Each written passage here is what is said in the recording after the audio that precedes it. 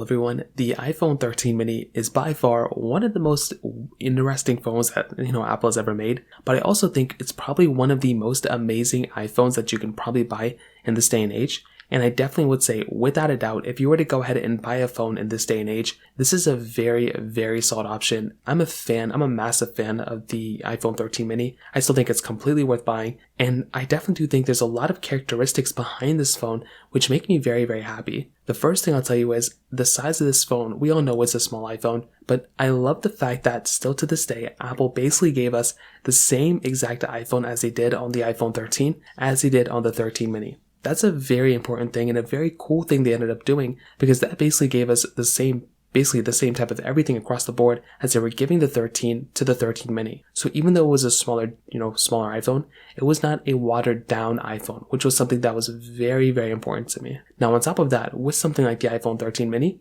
still to this day, the battery life of this iPhone is still a lot better than you probably even expect. It's a very good iPhone from that, performance standpoint from the battery. And that's something that, stands the test of time too. So with this type of device, you're getting an iPhone that is actually giving you very decent battery life, which is something that I'm very, very happy and excited to see on this particular iPhone. On top of that, the performance of this iPhone, believe it or not, is still very good. It is easily one of the best performing, iPhones still to this day and age. And you have to remember, not only did the iPhone 13 and 13 mini have the same chipset of this particular device, but the 14 and 14 Plus basically had the same exact chipset as well. So you weren't really missing out on the battery side, or on the performance side. I mean, the battery's smaller, but the performance side, you weren't really missing out on too much on this particular phone, which is another very cool asset on this particular device. So when I'm, picking up this phone and I'm, directly comparing it against something like the, iPhone, let's say the iPhone, 15, for example, of course the 15 is faster, but it really isn't like that big of a difference. And you're still getting a very good performing device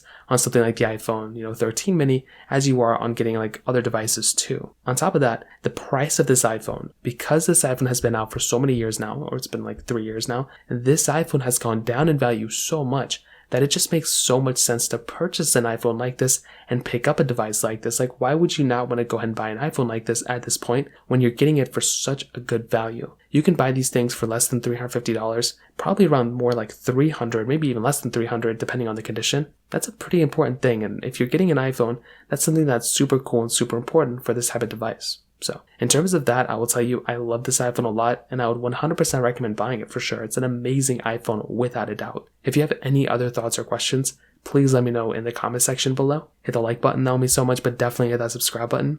More importantly than everything else, I love every single one of you guys. Hopefully I'll catch you guys in the next video. Peace out till then.